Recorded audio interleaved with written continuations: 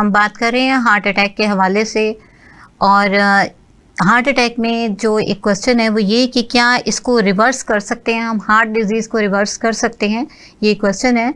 इस पे बात करते हैं। तो यहाँ ये चीज़ आपको बताती चलूँ कि हाँ बिल्कुल इसको हम रिवर्स कर सकते हैं। बिल्कुल वो इस तरह से कि वो चीज़ें जो हमारे लिए नुकसानदेह हैं, यहाँ पर ये चीज़ भी आ जाती है, आपको पता चल जाएगा इस बात से कि किन चीज़ों से बचना चाहिए, किन को अवॉइड करना है। तो ये वो चीज़ें हैं कि जो रिवर्स कर सकती हैं हार्ट डिज़ीज़ को। अगर किसी को हार्ट का प्रॉब्लम है तो कौन सी चीज़ें हैं जो छोड़ दी जाएं तो हम हार्ट अटैक से बच चलते हैं। जब बच जाएंगे तो फिर रिवर्स भी हो जाएंगी ये चीज़ें। उसमें सबसे पहले चर्बी को बंद कर दीजिए, ठीक है। आपकी डाइट में जो चर्बी है, जो फैट्स हैं, जो कोलेस्ट्रॉल है, क्योंकि ये वो चीज़ है जो हमारी शरीयानों को तंग करता है और आर्टरियोस्क्लेरोसिस का प्रॉब्लम होता है। ये प्रॉब्लम जब होता है तो फिर हार्ट अटैक होता है। यहाँ होम्योपैथिक के हवाले से बात करते चलें कि हमारी बहुत सारी मेडिसिन ऐसी हैं जो ये कंडीशन, जो कि शरीयानों के तंग होने की कंडीशन है, समझा जाता है कि ये जो है नहीं ठीक होता होम्योपैथिक से, लेकिन नहीं, आपको बताऊं कामयाब इलाज मौजूद है इसमें। और स्टैटिन्स खानी पड़ती हैं। आपको पता है कि लिपिड्स किसी के अगर ज़्यादा हो जाएं, लिपिड प्रोफाइल करवाया जाता है और उसमें एलडीएल और एचडीएल, जिसे बैड कोलेस्ट्रॉल या गुड कोलेस्ट्रॉल का नाम दिया जाता है, हम जानते हैं। और बहुत सारे लोग जो हैं इस हवाले से जानते हैं कि ये जो बैड कोलेस्ट्रॉल होता है इसकी वजह से हार्ट अटैक आता है। तो वजह क्या बनती है, वो यही कोलेस्ट्रॉल होते हैं कि जो हम ले रहे होते हैं, जो ऑयली चीज़ों में होता है या एनिमल फैट में होता है, जैसा कि कलेजी जो है वो खाई जाती है या इस किस्म की चीज़ें होती हैं। तो उसमें इस टाइप के ऑर्गन जो मीट होते हैं उनमें ये मिक़दार बहुत ज़्यादा होती है। तो ये कोलेस्ट्रॉल बहुत ज़्यादा नुकसानदेह होता है हार्ट पेशेंट्स के लिए। तो इसको अवॉइड कर दीजिए, ठीक है। चर्बी बंद, एक तो ये चीज़ है। दूसरी चीज़ क्या है, ब्लड प्रेशर को अपने रेगुलेट कीजिए, उसको नॉर्मल रखें। आप ब्लड प्रेशर की जो रेगुलेशन है उसमें एक चीज़ और आ जाती है कि आपने अपने जो बॉडी है उसको हेल्दी भी रखना है, यानी ओबीज़ नहीं होना चाहिए।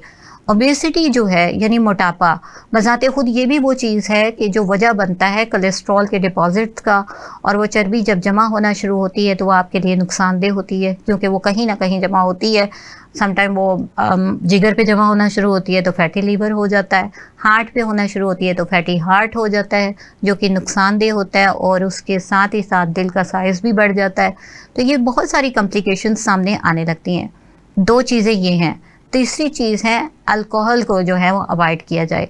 तमाम वो चीज़ें जिसमें अल्कोहल शामिल हो उनको नहीं लेना चाहिए। ये वो चीज़ें हैं कि जो नुकसानदेह होती हैं।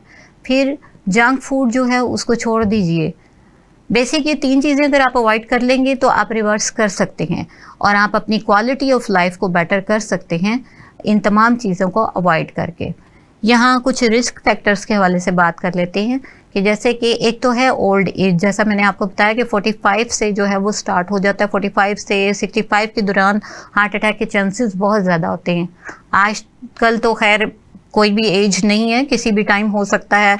अल्लाह ताला बुरे वक्त से सबको महफूज रखे, लेकिन ये कि ये चीज़ जो है वो हो जाती है जब मर्ज़ी।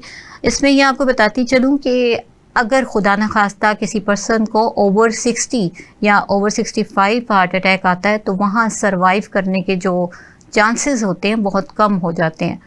तो पहले ही से अपनी लाइफ को जो है इतना हेल्दी रखिए कि ये चीज़ें जो हैं वो आपके लिए डेंजरस नहीं बने और वो थ्रेटनिंग कंडीशन ना हो कि आपको इस एज में जाके इस तरह का सामना करना पड़े। तो रिस्क फैक्टर में ओल्ड एज है। इसके साथ ही साथ बीइंग अ मेल, यानी कोई अगर मेल है तो मेल पर्सन्स में ये रेशो ज़्यादा है।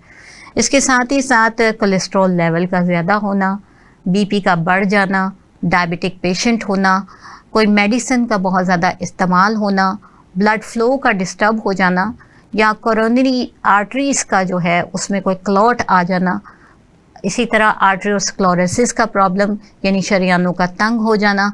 ये तमाम वो रिस्क फैक्टर्स हैं जिनकी वजह से ऐसा हो सकता है। यहाँ बात कर लेते हैं हम इस हवाले से कि कॉम्प्लिकेशंस बहुत सारी आ जाती हैं हार्ट अटैक में। अगर हार्ट अटैक को जो है वो आप सीरियस नहीं लेते हैं तो डिप्रेशन भी जो है वो कॉम्प्लिकेशंस में आता है। डिप्रेशन की कैफियत मुस्तकिल रहती है, एरिदमिया की कंडीशन हो जाती हैं।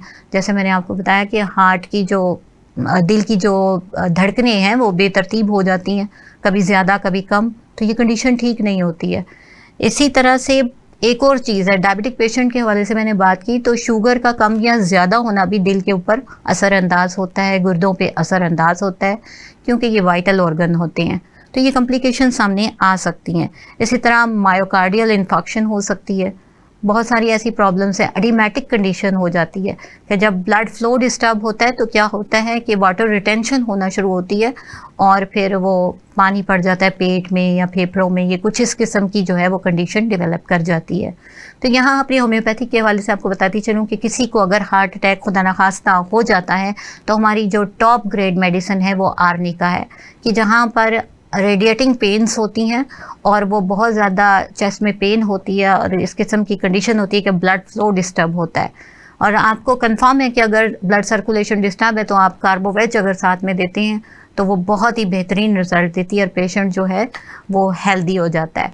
उसके साथ ही साथ हमारी बहुत ही ज़बरदस्त मेडिकेशंस होती हैं जिनमें हार्ट टॉनिक के तौर पे यूज़ होती है कैक्टस, अर्जुना का इस्तेमाल करते हैं जो बहुत अच्छा इफेक्ट देती है। एकोनाइट को तो ओकेजनली इस्तेमाल करते ही रहना चाहिए। यहाँ एक क्वेश्चन होता है कि वो आप सुनते हैं कि डिस्प्रिन लेते रहते हैं वो पेशेंट्स जो उसे क्या कहते हैं हार्ट अटैक के पेशेंट्स होते हैं, उन्हें कहा जाता है डिस्प्रिन लें, डेली लें। डेफिनेटली वो बेहतर होती है, वो इसलिए कि एज ए ब्लड थिनर काम करती है। यहाँ आपको बताती चलो कि होम्योपैथिक में ऐसी बहुत सारी मेडिसिन मौजूद हैं तो एज ए ब्लड थिनर इस्तेमाल होती हैं और आपको डिस्प्रिन की ज़रूरत नहीं पड़ती। कोई पर्सन अगर डिस्प्रिन यूज़ कर रहा है तो वो साथ में होम्योपैथिक की मेडिसिन वो वाली इस्तेमाल ना करे कि जो ब्लड थिनर है, वो फिर आपके लिए प्रॉब्लम हो सकती है। खुदा ना खास्ता कोई इंजरी हो तो फिर ब्लड जो है वो रुकेगा भी नहीं, ये चीज़ हो जाती है। इसीलिए कहा जाता है कि आप मुस्तंदी डॉक्टर से रिव्यू करके तो ही इस्तेमाल कीजिए। तो नाज़रीन, आज का टॉपिक हमारा जो है बहुत ही सीरियस किस्म का टॉपिक था और डेफिनेटली आपने बहुत सारी बातें जो है इसमें से यूज़फुल जानी होंगी और आपके लिए यूज़फुल रहा होगा। यहाँ ये चीज़ सबसे अहम है कि आप अपने लाइफस्टाइल को मेंटेन कीजिए, क्योंकि लाइफस्टाइल बहुत मैटर करता है। और दिल के मरीज़ों के लिए दौड़ने से बेहतर जो एक्सरसाइज होती है वो ब्रिस्कली वॉक होती है, यानी तेज़ तेज़ कदमों से चलना जो है वो उसके लिए फ़ायदेमंद होता है। ये चीज़ कीजिए। लेकिन एक चीज़ और गाइड करती जाऊँ, लोग देखते हैं कि खाना खाने के फ़ौरन बाद ही चलना शुरू कर देते हैं और बहुत तेज़ तेज़ कदमों से। खाने के बाद कभी भी तेज़ कदमों से नहीं चलना होता, बल्कि टहलना होता है, आहिस्ता आहिस्ता कदमों से चलना होता है। ये आपके लिए फ़ायदेमंद होता है, क्योंकि हमने हार्ट पेशेंट की जो दिल की धड़कन है उसको बेतरतीब नहीं करना, उसको रेगुलेट करना है। तो उसके लिए ये गाइडलाइन है कि इस तरह से आप जब यूज़ करते हैं तमाम उन गाइडलाइंस को, तो वो आपकी क्वालिटी ऑफ लाइफ को बेटर करती हैं और इस तरह से बेटरमेंट आती है। एमरजेंसी कंडीशंस के हवाले से मैं बात कर रही थी, तो हार्ट अटैक की कंडीशंस इस किस्म की होती हैं समटाइम कि एकदम से फालजी सी कैफियत भी होती है और पेशेंट जो है वो बिल्कुल यानी फालिज भी हो जाता है। ये वहाँ हमारी होम्योपैथिक बेहतरीन काम करती है।